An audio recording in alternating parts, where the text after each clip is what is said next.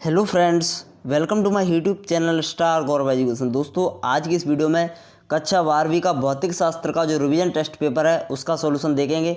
तो वीडियो को पूरा देखना है, बिल्कुल भी स्किप नहीं करना है।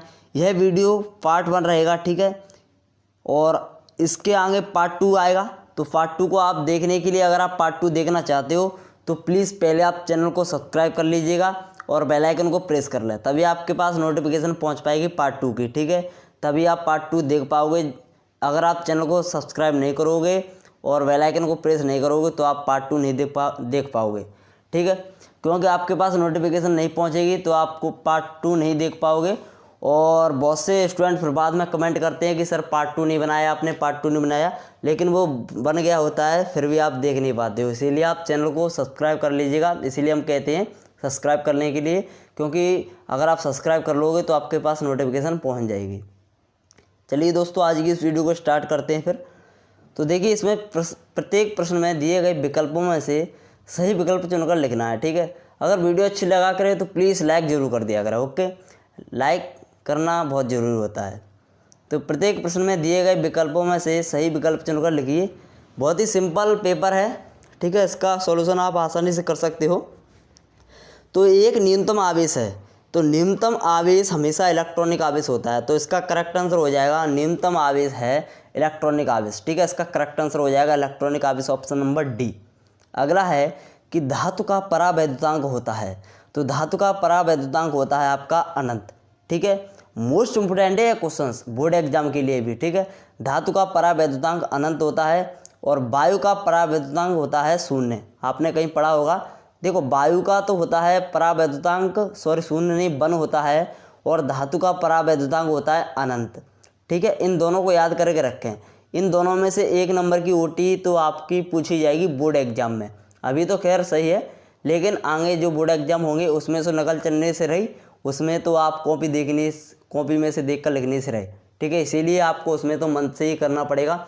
इसीलिए थोड़ा बहुत यहाँ पर भी आप मन से कीजिए, जिससे क्या होगा, अगर आप मन से करोगे तो आपको आदत पड़ेगी, और सीधी बात है, आदत पड़ेगी तो आप अच्छी एग्ज़ाम की तैयारी कर सकते हो। ऐसा ना समझे कि यहाँ पर नकल से हो रहा है तो बोर्ड एग्जाम होंगे वहाँ पर भी कॉपी में से, जो किताब में से देख देख कर लिख देंगे, ऐसा कुछ नहीं होगा वहाँ पर, ठीक है। और बोर्ड एग्जाम 101% होंगे और बिना नकल के होंगे, ठीक है। 1% भी नकल नहीं मिलेगी। इसीलिए मेहनत कीजिए, प्रश्नों को याद कीजिए। जो यह पेपर आ रहे हैं इन पेपरों को अच्छे से सॉल्व कर लीजिएगा। अभी देखकर लिख रहे हैं कोई बात नहीं है, लेकिन इन प्रश्नों को याद कर लीजिएगा। और जो प्रश्न आपको याद हैं उनको बगैर देख के लिखें, ठीक है, यानी बिना देखे ही लिखें उन प्रश्नों को, ओके। तो चलिए आज की इस वीडियो को स्टार्ट करते हैं। तो अपने 2 प्रश्न कंप्लीट हो गए थे। न्यूनतम आवेश इलेक्ट्रॉनिक आवेश है इसका करेक्ट आंसर, और धातु का परावैद्युतांक का 0 हो जाएगा। चलिए अगला प्रश्न अपना, एक गोली चालक की धारिता का सूत्र क्या होता है। तो C=4πε0r इसका करेक्ट आंसर हो जाएगा। अगला प्रश्न देखते हैं कि विद्युत धारिता का एसआई मात्रक क्या होता है। तो विद्युत धारिता का एसआई मात्रक फैराड होता है। इसमें फैराड लिख दिया है, तो इसका करेक्ट आंसर हो जाएगा फैराड, ठीक है, यानी ऑप्शन नंबर बी इसका करेक्ट आंसर हो जाएगा।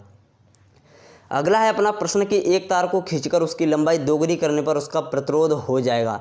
तो उसका प्रतिरोध 4 गुना हो जाएगा। यदि एक तार की लंबाई दोगुनी कर दी जाए तो उसका प्रतिरोध 4 गुना हो जाएगा, यानी प्रतिरोध हमेशा वर्ग गुना बढ़ता है। 2 गुनी लंबाई खींचने पर इसका वर्ग कर दो तो प्रतिरोध 4 गुना हो रहा है, ठीक है। इसी प्रकार समझ सकते हो आप और भी को, ठीक है। और अब देखते हैं प्रश्न क्रमांक 2 के उत्तर। तो रिक्त स्थानों की पूर्ति करना है इसमें। तो मीटर सेतु ... के सिद्धांत पर आधारित है। तो मीटर सेतु आपका व्हीटस्टोन सेतु के सिद्धांत पर आधारित है। तो इसका करेक्ट आंसर हो जाएगा व्हीटस्टोन सेतु, ओके। अगला प्रश्न देखते हैं। अगला है अपना प्रश्न कि BH तथा I में संबंध स्थापित कीजिए। तो BH I में संबंध होता है B=μ0 I + H, ठीक है। इसका करेक्ट आंसर हो जाएगा B=μ0 I + H। अगर आप इस प्रकार से करते हो तो आपका 1 नंबर यहाँ से पक्का हो जाएगा। चलिए अगला प्रश्न देखते हैं। ध्रुव प्राबल का एसआई मात्रक क्या है। तो ध्रुव प्राबल का एसआई मात्रक है AM, यानी एम्पियर × मीटर, ठीक है, समझ गए। AM ध्रुव प्राबल का एसआई मात्रक AM है, यानी एम्पियर × मीटर।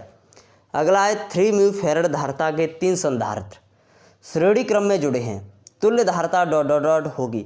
तो आपको फॉर्मूला पता होना चाहिए। देखिए यहाँ तो आप नकल से लिख सकते हो, मैं आपसे बार बार कह रहा हूँ, लेकिन आप समझते रहिए मैं आप किस प्रकार सॉल्यूशन इसका बता रहा हूँ, ठीक है। अगर आप उसको समझ जाओगे तो बाई चांस यह आ जाए, या तो रटने से काम नहीं चलता है, ठीक है, समझा भी करो कुछ। तो देखिए इसमें आपको संधारित्र, इसमें धारिता के 3 संधारित्र श्रेणी क्रम में जुड़े हैं यह बता रहा है, और 3 म्यू फेरड दिया है, ठीक है। तो इसको किस प्रकार सॉल्व करेंगे, तो अपन को धारिता का जो श्रेणी क्रम का फॉर्मूला आना चाहिए। तो फॉर्मूला होता है C = 1/C1 plus 1/C2 plus 1/C3। तो C = हो जाएगा, C1 का मान दिया है यहाँ पर 3 म्यू फेरड, तो 3 रख देंगे, 1/3 प्लस 1/3, यानी C1 C2 C3 तीनों के मान 3 दिए हैं, ठीक है। अब इसका एलसीएम लेंगे तो क्या आ जाएगा, 3 आ जाएगा। तो इसका एलसीएम ले लो यहाँ पर, ठीक है, इसका एलसीएम आ जाएगा 3 आ जाएगा, ठीक है। देखिए इसका इतना आ रहा था 1/3 प्लस 1/3 प्लस 1/3, ठीक है। अब इसका एलसीएम ले लीजिएगा, 3 आ जाएगा इसका एलसीएम, और ऊपर 1 1 1 1 जुड़ जाएंगे, ठीक है। तो 1 1 1 1 3 हो गए, तो C = क्या आ जाएगा, 3/3। तो 3 से 3 कैंसिल, कितना बचेगा, C = 1 बचेगा, C = 1, और म्यू फेरड है, म्यू फेरड कर दो, ठीक है। तो इसका करेक्ट आंसर हो जाएगा म्यू फेरड, 1 म्यू फेरड, ठीक है, 1 म्यू फेरड, ओके, इसका करेक्ट आंसर। चलिए नेक्स्ट प्रश्न देखते हैं, 1 फेरड = कितना होता है। तो 1 फेरड होता है 9 × 10⁻11 स्टेथ फेरड, ठीक है। इसका करेक्ट आंसर हो जाएगा 9 × 10⁻11 स्टेथ फेरड। अगला देखते हैं सही जोड़ी। तो सही जोड़ी देख लीजिएगा, विद्युत ऊर्जा का करेक्ट आंसर हो जाएगा I² × RT। आंतरिक प्रतिरोध का हो जाएगा ओम। देखिए आंतरिक प्रतिरोध हो या बाह्य प्रतिरोध हो या प्रतिरोध का मात्रक ओम, तो इसका करेक्ट आंसर ओम, ओके। अगला प्रश्न है विद्युत वाहक बल का करेक्ट आंसर हो जाएगा वोल्ट से, ठीक है, और किलोवाट घंटा, इसका करेक्ट आंसर हो जाएगा विद्युत ऊर्जा से, ठीक है। और अपना विद्युत सामर्थ्य रह गया, इसका करेक्ट आंसर हो जाएगा VI से। तो इसका आप स्क्रीनशॉट ले लें, ठीक है। और अब देखते हैं अपन एक शब्द में उत्तर देखते हैं, चलिए। तो अपना पहला है, देखिए पहला है अपना एक शब्द में उत्तर, एक आदर्श वोल्ट मीटर का प्रतिरोध कितना होता है। तो एक आदर्श वोल्ट मीटर का प्रतिरोध अनंत होता है, या फिर हिंदी में लिख दो या फिर ऐसे लिख दो, बात एक ही है, ठीक है। अनंत हिंदी में लिख दो या फिर ऐसे गणित में। तो एक आदर्श वोल्ट मीटर का प्रतिरोध कितना होता है, अनंत होता है। और यह मोस्ट इम्पोर्टेंट है, बोर्ड एग्जाम में भी पूछे जाते हैं यह प्रश्न। और इसी से रिलेटेड एक और है, एक आदर्श अमीटर का प्रतिरोध कितना होता है। यहाँ पर वोल्ट मीटर का पूछ रहा है और अमीटर का भी पूछ सकता है। तो अमीटर का प्रतिरोध होता है 0 और वोल्ट का होता है, वोल्ट मीटर का अनंत, समझिए, ठीक है। यह कॉम्पिटिटिव एग्जाम में आएंगे, जब आप कॉम्पिटिटिव एग्जाम दोगे जिसमें फिजिक्स पूछी जाती है उसमें भी यह पूछा जाता है, इनमें से प्रश्न पूछे जाते हैं, ठीक है, पूछ लिया जाता है कभी कभी बार। एक आदर्श वोल्ट मीटर का प्रतिरोध पता होना चाहिए, अनंत होता है, और एक आदर्श अमीटर का प्रतिरोध 0 होता है। चलिए अगला देखते हैं, स्वप्रेरकत्व का मात्रक क्या होता है। तो स्वप्रेरकत्व का मात्रक होता है अपना हेनरी। इसका करेक्ट आंसर क्या हो जाएगा, हेनरी हो जाएगा। स्वप्रेरकत्व हो या फिर अन्योन्य प्रेरकत्व हो, ठीक है, प्रेरकत्व हो बस, उसका मात्रक हेनरी हो जाएगा। अगला है अपना आवेश के क्वांटीकरण से क्या तात्पर्य है। तो आवेश के क्वांटीकरण की यहाँ पर आपको परिभाषा लिख देनी है। तो परिभाषा सुनो, प्रकृति में आवेश सदैव एक निश्चित न्यूनतम मान का पूर्ण गुणज होता है।